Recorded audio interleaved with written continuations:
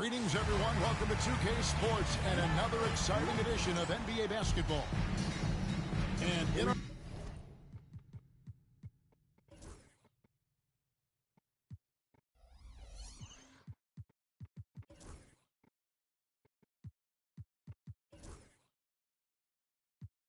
matchup tonight, we'll see the Minnesota Timberwolves going up against the Detroit Pistons. Kevin Harlan here with Greg Anthony and Clark Kellogg, and we'll have David Aldridge filling us in from the sideline. Here's Burton. And Clark, as we march down the final stretch of the NBA season, there's a lot of talk about the individual award races. Yeah, you know, that's a fun time for me because there's always multiple candidates for just about every NBA award, and there's much debate that takes place. So, Player of the Year, Defensive Player of the Year, Rookie of the Year, Coach of the Year, all of it. Look, what? Guys worthy of those accolades every season. Uses the glass to finish the layup. And once he got to the 10, I think he was surprised to find himself that wide open. Well, this early, they should be showing a lot more energy on defense. It's not there.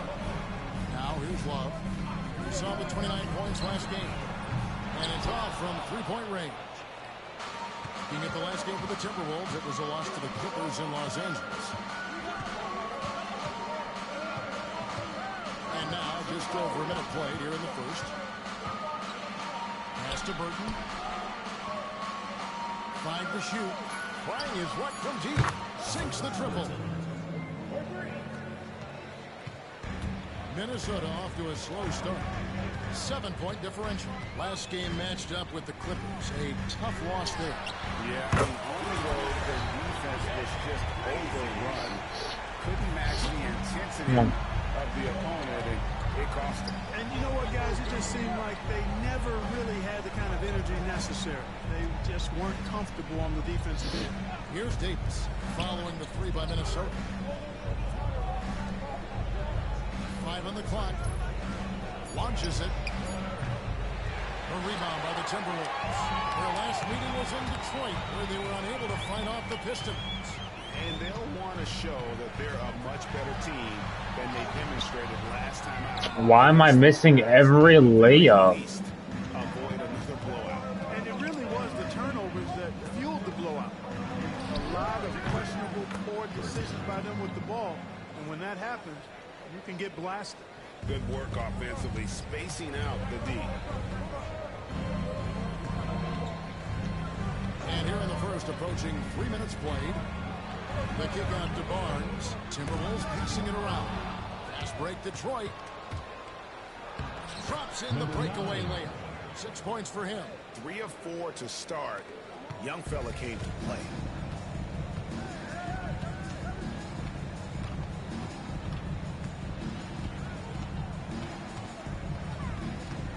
Why am I getting doubled, bro?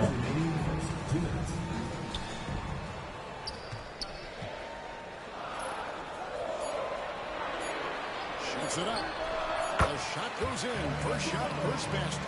I love the ball movement there. He put that on a silver platter. Just served him up. Pistons leading by 7. And we're approaching about 3.5 minutes played in the first quarter. Villanueva against Love. Davis in the corner. Launches a 3. And that's collected by Love. Minnesota's gone 1-2 from long range in the first quarter.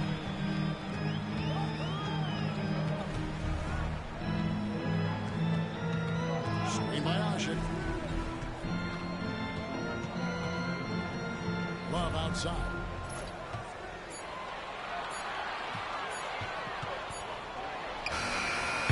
Boy, at the offensive end, his game is so impressive.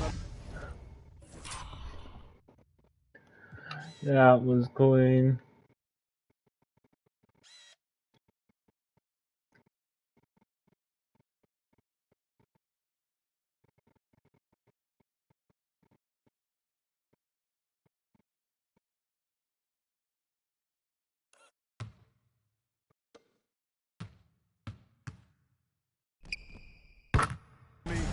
He's a threat every every time up the floor.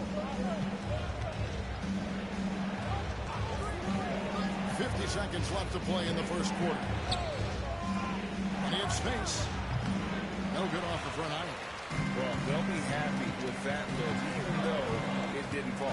You know what? That's a confidence shaker for him, though. I mean, that's a shot he expects to make every time. Shoots off the step back. Rebound, Detroit. No. In this one.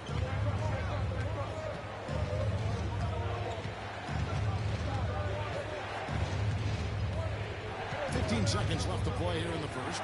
It's to Villanueva from downtown. Again, the miss by the Pistons. Here's a follow.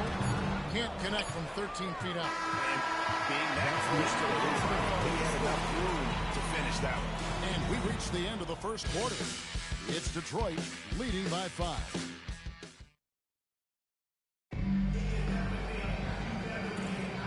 For those of you just tuning in, the second quarter of action is where we're at right now. And guys, looking at what you've seen so far from the Pistons, what do you think? You got to credit their defense, communicating, rotating, making plays on the ball. They've got them rattled. It's only the first quarter and already they've made enough big plays on defense to last really an entire game. Fareed outside, over to the wing. Screen by Monroe. And he gets it to go, hitting off the back of the rim. 8 points for him. Timberwolves trail by 4.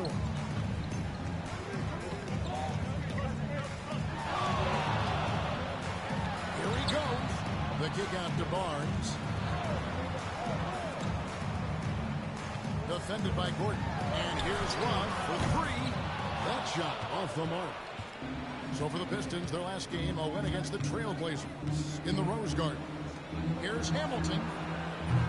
Off the mark there with the three-point shot. Minnesota's gone 1-2 on three-pointers here in the second quarter. So Love outside. From the arc. A shot goes in. First of the night. He's 1 for 3 to start the game.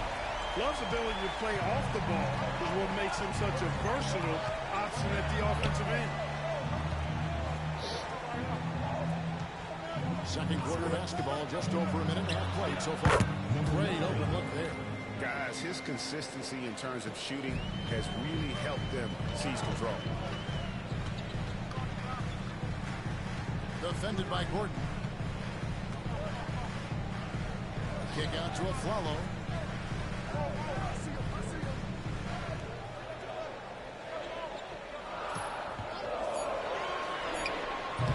Rebound by Greg Monroe. Well, the defense got lucky there with him missing, but they don't want to chance that again. He lobs it up. Great communication on the alley-oop. Now it's a 5-point Detroit lead. Wow, filling it up in a hurry. Minnesota's gone 3 of 5 from beyond the arc so far tonight. Defended by Gordon. There's his third field goal, and now he's made half of his 6 shots. Yeah, they've raised their shooting percentage in this quarter, and they're starting to get on track. And they're starting to heat up with what they're doing. They're on fire. I mean, that's what they need to climb back into this game. And now the first timeout called here for Detroit. And a different look here for the Pistons. Don Jones is checked in for Monroe. Villanueva comes in for Kenneth Fareed. Davis is checked in for Richard Hamilton. And Burton subbed in for Ben Gordon. And we're now a little over 2.5 minutes into the second quarter.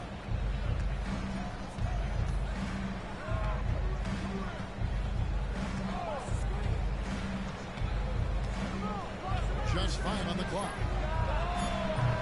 Detroit, no good that time either. Timberwolves trail by 3. 2 minutes remaining in the first half. Where's that air? As the whistle blows, he barely missed that one. First personal foul, first team foul. Anytime you get to the line, Hi. it was a win offensively. All right, we'll take a look now at how the points have been generated so far. I'm just not gonna acknowledge that. Well, I've like their assertiveness inside. They've been getting that way and playing that way the whole time, setting the tone right away that the inside area is their territory. And another thing coach will be thrilled with, the assist numbers, spreading the wealth and creating some offensive opportunities. Here's Burton. He's got 6. Look from Hamilton. Again, the miss by the Pistons. No excuses, none. I mean, with the defense non-existent, I mean, he has to connect from there. I'm missing everything in the paint. The biggest lead of the game was 9. We'll be playing host to Toronto for the next one. That game marks the first half of a quick 2-game homestand. Gordon checked in for Detroit. Number 7, Ben Gordon. And here in the second quarter of action as we approach 4 minutes played. Here's Burton. He's a good contributor to his team, averaging about 10.5 points a game. Pass to Villanueva. 4 on the clock. From 15 feet away. Rebounded by the Timberwolves. Love's got rebound number 5 here tonight.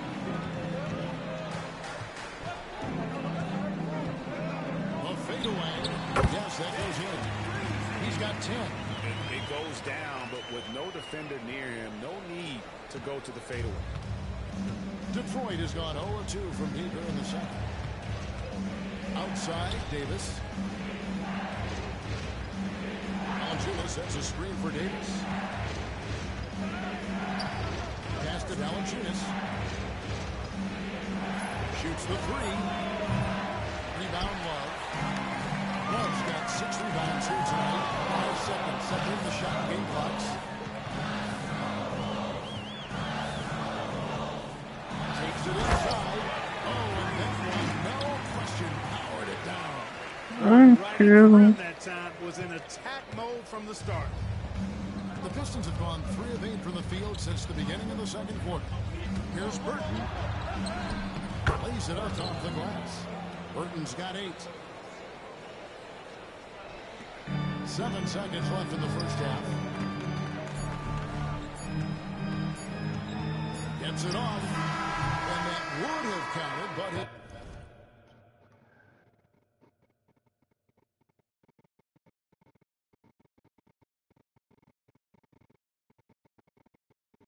Imagine if Ninja got a low saber player.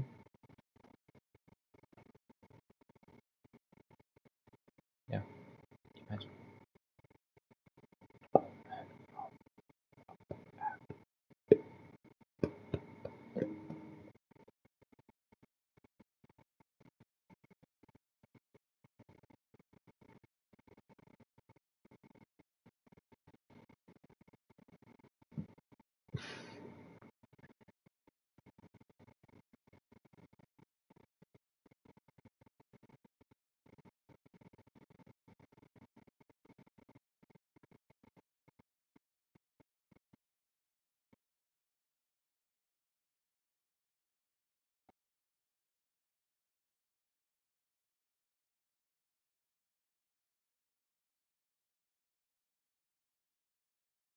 Imagine if Ninja got a low saber player.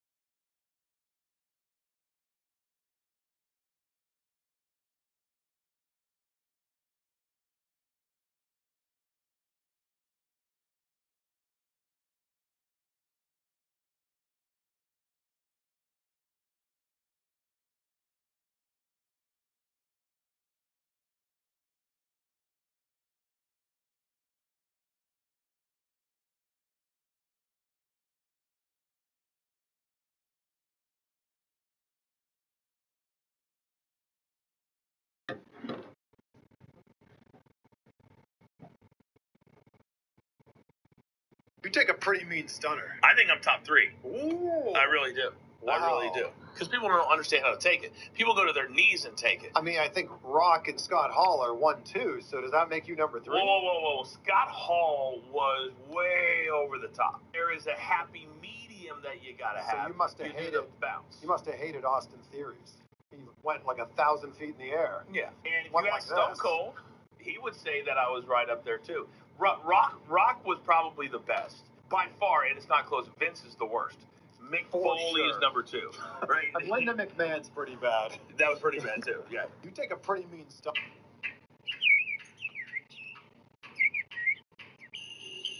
Whatever the honeymoon is, wherever y'all want to go, we got to talk about y'all think we're going to Japan. That's at. Okay, I really need.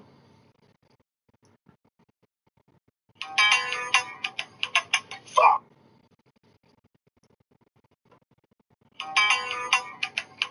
Fuck. Surprise, Shawty! Christmas at Kentucky Kingdom is here for the first time ever. So mad.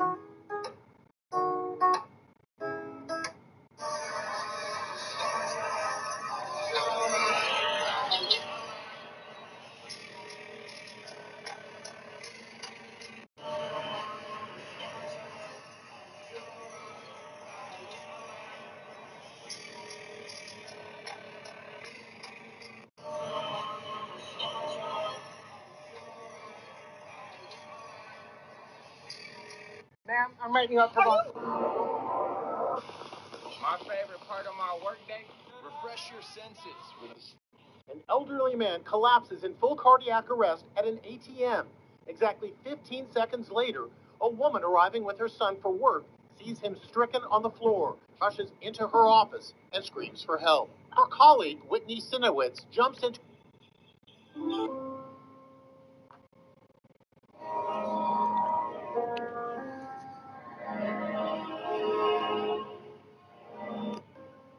Patrick Chili reacts.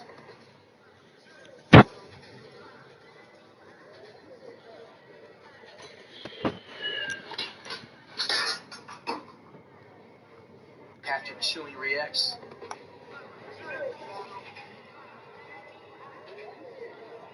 You are going to win.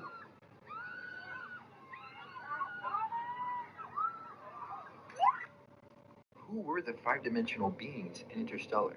Cooper suggests that they are future humans. But how could future humans live in the fifth dimension? What does that even mean? Well, think of our universe, which has 4 dimensions, 3 a space, 1 a time. Think of our universe as a sheet, a membrane. This is called a brain world. The fifth dimension is just another one of these sheets stacked upon ours. And think of our universe as being sandwiched in between 2 different brains, which make up the fifth dimension, or the bulk world. Now, we can't see this fifth dimension. We're limited to the 4 dimensions, and we can barely even detect time. We see time as the ticking of a clock. But from a fifth dimensional perspective, those beings would see time as a physical dimension. In other words, they can see all the time. So these beings aren't like flesh and blood humans like me and you. We're 3-dimensional beings. Now those guys are 5D, so they can't be like us. They're not flesh and blood. They're something we can't even imagine. They're the ones who made the wormhole, by the way, so that Cooper could travel very quickly from Earth to the black hole. And most importantly, the 5D beings made the Tesseract specifically for Cooper. Okay, because he understood the passage of time. He understands, as we all do as humans, we understand the ticking of a clock. We understand the progression of time from past to the future. But the 5D beings, they don't understand that, right? The 5D beings don't have a sense of the passage of time. They don't know what the flow of time means. So that's what Cooper meant when he said that these beings have access to all space.